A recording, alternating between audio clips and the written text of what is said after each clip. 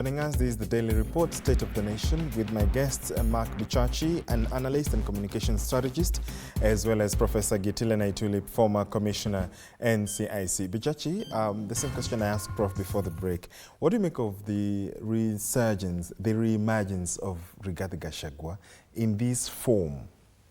I think the only thing that has changed is the people, not Rigathi. Okay.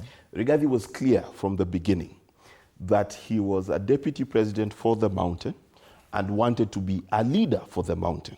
The people were the ones who were not yet convinced. So Rigathi Gachagua's political agenda continues to move. Now, what is the lesson that needs to be learned here? There's a guy called Gideon Mbuvi Mike Sonko, who in 2022 declared he's running for Mombasa. And Abdul Somad and everyone ran scared. There is something in this country about people who have been impeached, been arrested, found infamy, where they see an opportunity for them to advance their political careers. There was a young lawyer, purported lawyer, I should say, who was found that he had faked being an advocate. Then Kenyans praised him for winning 300 cases, as though there are 300 cases that are ever concluded in 1 year in this country. But his next statement was, I am going to run for office. There is something desirable in this country about A, victimhood, B, purported tribal assassination, or the fact that somebody gains sympathy. Now, that is our culture. Maybe we will change it. But at the same time, and this is where I just slightly disagree with my good friend, Prof. I don't think they miscalculated. I think this was the plan.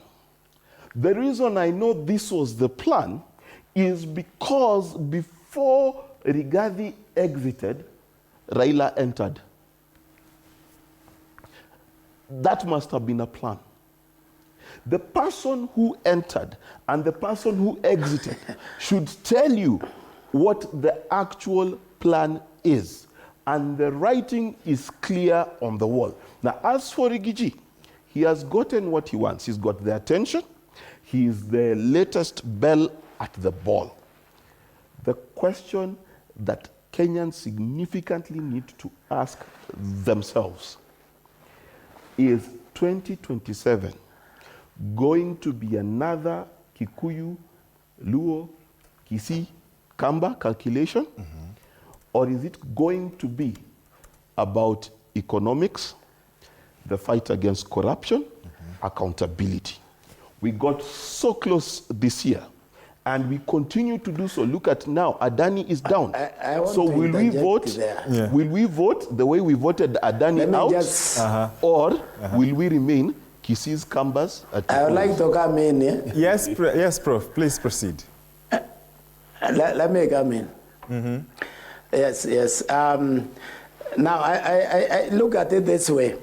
Gachagua, the way he started, I don't think he really set out to be Mount Kenya anything. The way he started, after the election, he continued the campaign. He continued against Uhuru Kenyatta, continued against Raila Odinga. The mountain people ignored Gachagua 100%. They were not interested in him. In fact, what made it easier for the president to impeach Gachagua was the fact that the people of Mount Kenya had already left the space, because these people look at the economy. The economy was not doing well, so they were not interested. So what has brought Gachagua, made Gachagua relevant, was in fact the impeachment. Without the impeachment, nobody would be thinking about the Gachagua in the Mount Kenya region today. Question is, will he sustain that? That we don't know, whether he will sustain it. So the thing is, there are two communities in Kenya, if you can say like that, and I don't want to use that term, who strictly follow the economy. If you look from the multi-party since we started multi-party in 1990s. The Mount Kenya region and the Mbukusu have always been on one side in every election.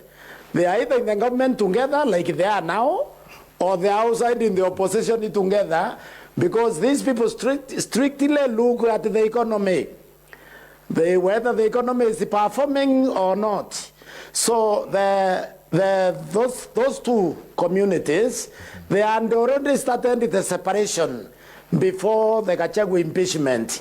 And that's why I'm saying, if I was advising the president, I would not have released Gachagua from the obligation of being in government until 2020-27, because he was going to split out and run and disrupt the opposition.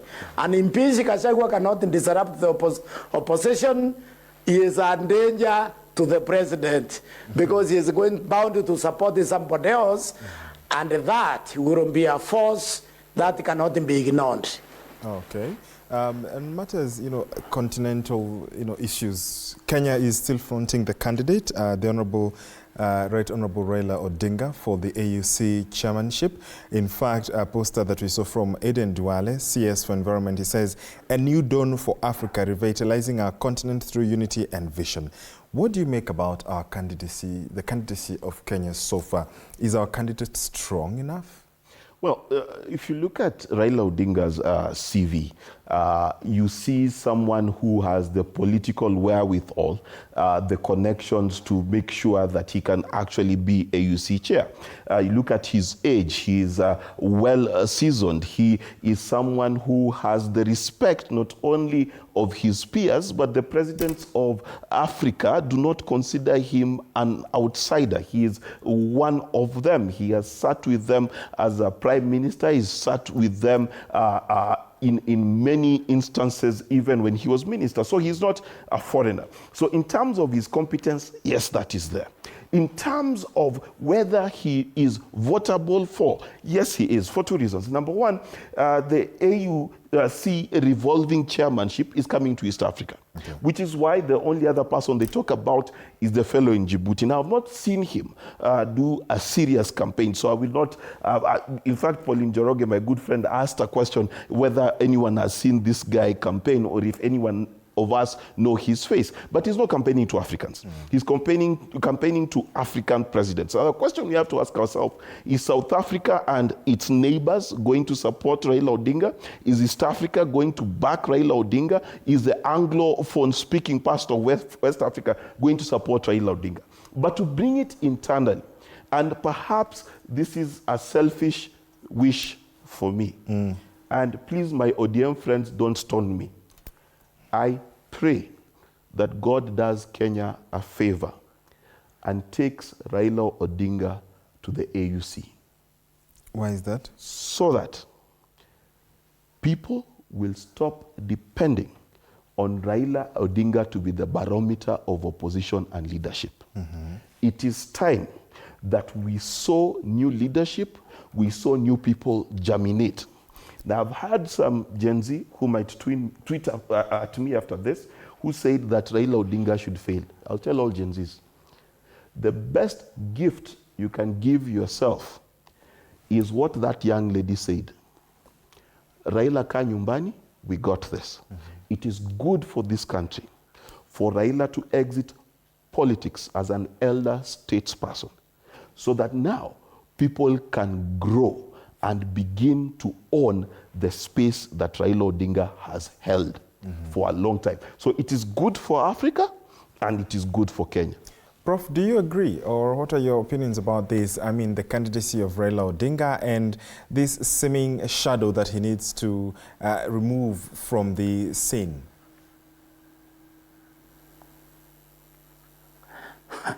Raila Odinga is a Pan-Africanist. Raila Odinga, you can argue that he's the father of the Kenyan democracy. And therefore, I think he will get the EU seat. I think Raila will get it. And Raila deserves it.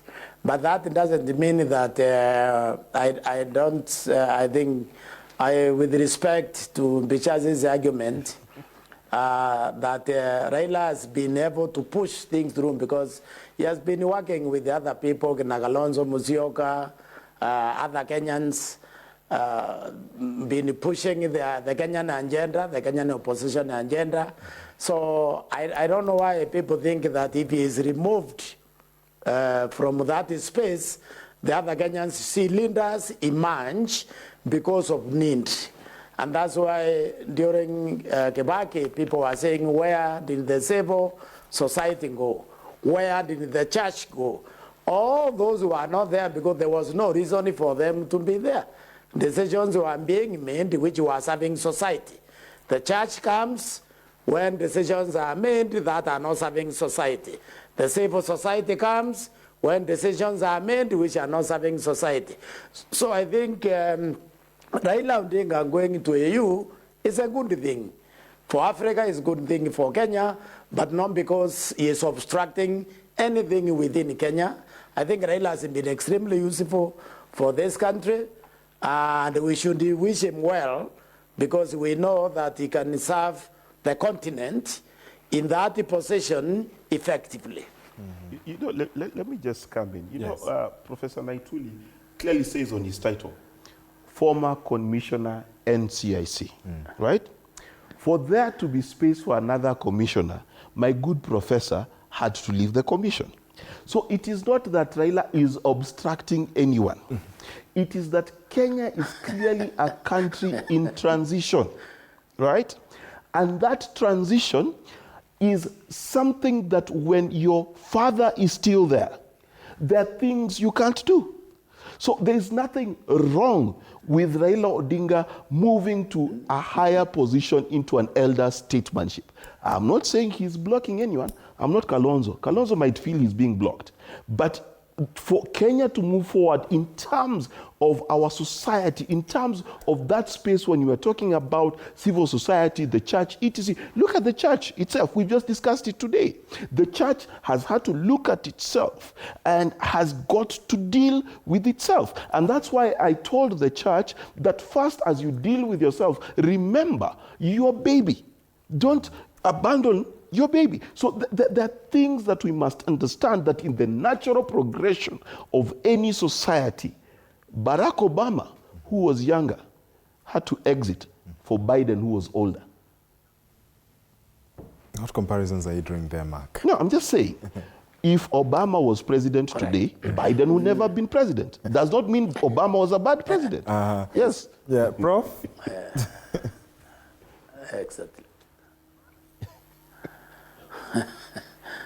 Yes.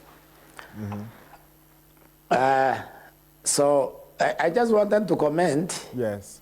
You online. I want to comment on a discussion you were having earlier on femicide. Yes. I think we need to think a little bit in broader if you have to solve the problem at hand. Yeah? The thing is, the women of Kenya did not drop from the sky and the Pharaoh in Kenya today so that we disagree and start killing them. What is happening, we need to refocus on the economy. I was in the US for some 10 years. I saw that every time there was an economic downturn, the ratio attacks, the racism went up. What happens when people are frustrated, when people are miserable, and unfortunately, they turn on one another. There was an experiment that was done on ants, black ants and brown ants were put in a jar. They stayed there peacefully together until somebody shook the jar. When the jar was shaken, they started fighting each other. So what is happening here is the economic situation in Kenya today is shaking the Kenyan jar. And therefore suddenly we turn on the nearest people close to us, which is the family members, which is your brothers, which is your sisters, which is other Kenyans on the road.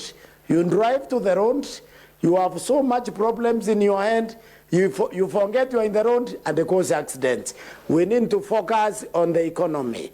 We need to get this economy better for the people of Kenya. When this economy becomes better, there will be less family conflict, there will be less accidents on the roads, we will have more harmony. Right now, we are miserable. And that misery, we're expressing it to the people nearest to us. People need to stop thinking that men suddenly are killing women, because we have always lived with the women. They didn't just materialize right now so that we can start this thing. We need to think properly in order to address this problem. This problem is deeper. We need to fix our energy so that the energy cost goes down, so that we spur production. We need to rationalize our taxes. The taxes are increasing cost of doing business, and the businesses are running away. I think we need to focus on the problem where it is so that we address it from the source. We need to stop treating the symptoms. Yeah, actually, he brought up the issue of femicide. I wanted to bring it up as well. What do you make about this, 16 days of activism? Is this being made, the rallying call being made loud enough? First and foremost, for every person who's lost a loved one because of any form of gender violence, or in this particular case to femicide, my condolences, and we really feel your pain. Now, there's something about us as a country that we have never really faced. And that question is, who are we?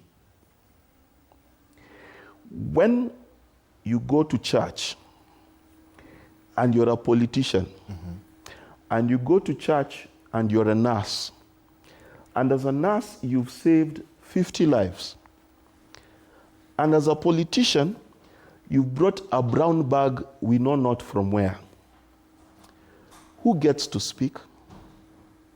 Who gets to hold the microphone and get that space of value in our churches? As a country, how many times do we find situations in our cultural existences where we say previously women were not allowed to be in marriage negotiations?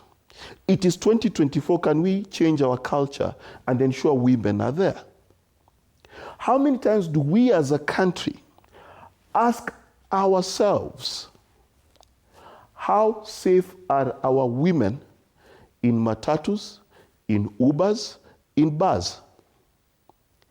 Ask women how many times they have been in a place where male adult Kenyan men exist and they felt unsafe.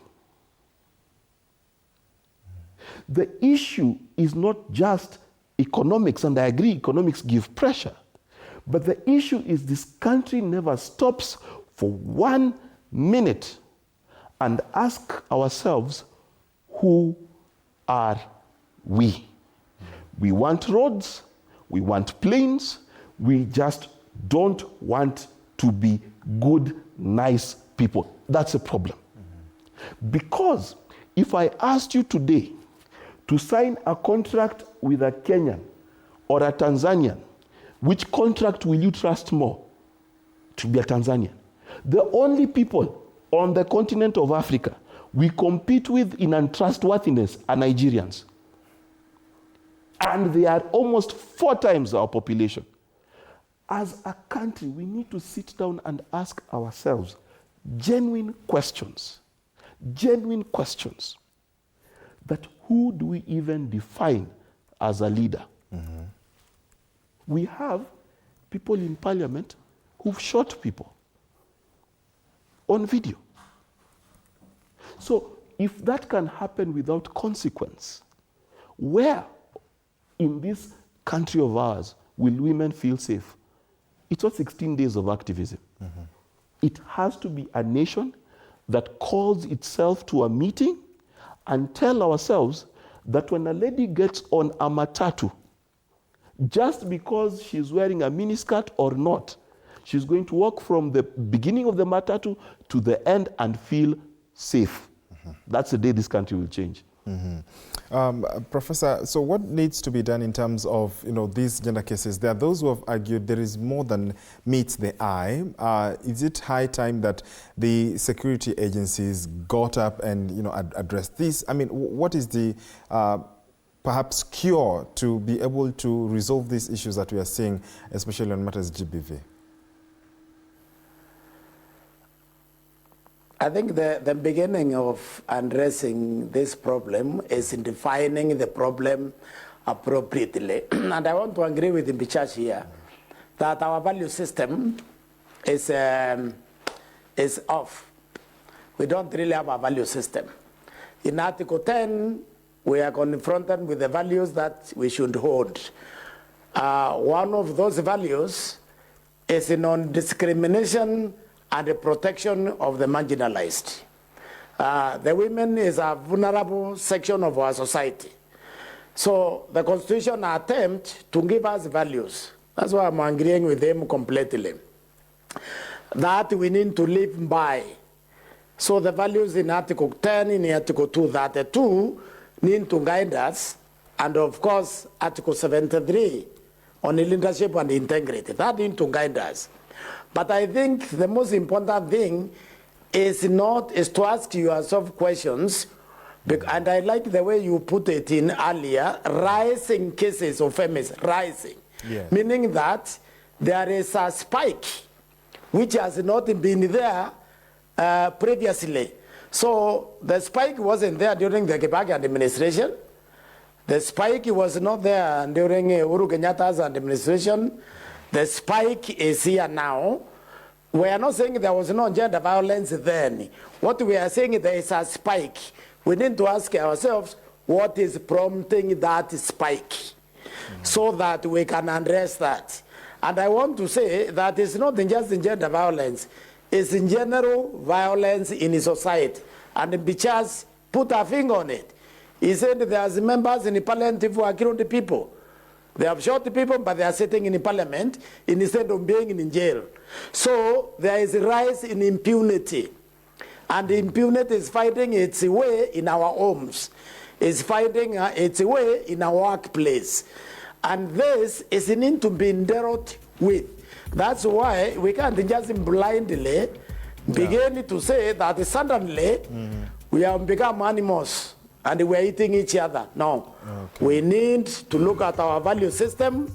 We need to look at how we are honoring society generally. Something is off, which needs to be put back to the right place so that the society can move in the right direction.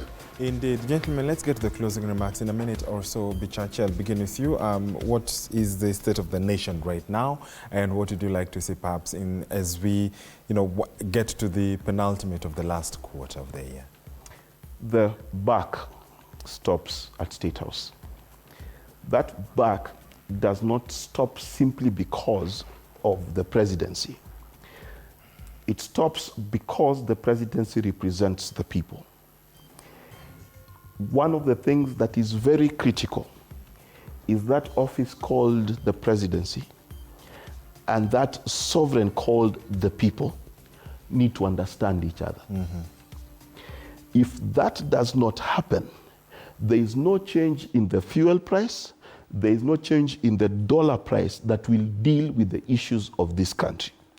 If anyone is listening to me, the message that needs to come to the Kenyan people is a presidency that is in tune with the people, such that the people know it is not just one Adani, but every single Adani that the people are complaining about is on the way out. That response to the people is the most critical thing that this country needs now. Otherwise, we will have a wound and it will fester. Indeed, Professor, you get the last word. Yes, the president won this election on economic agenda.